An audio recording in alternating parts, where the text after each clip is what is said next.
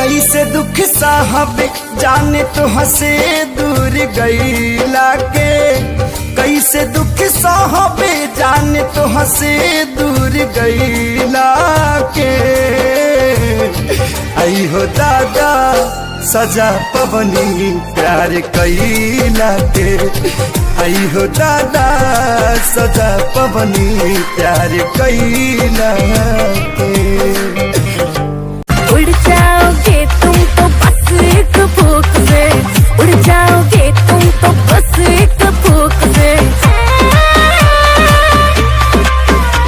रे कितने आशिक मर गए मेरे मेरे मेरे, पता है बापू की बंदूक से।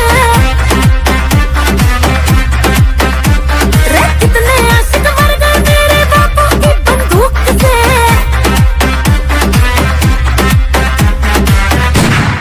ए चल पहली फुर्सत में निकल।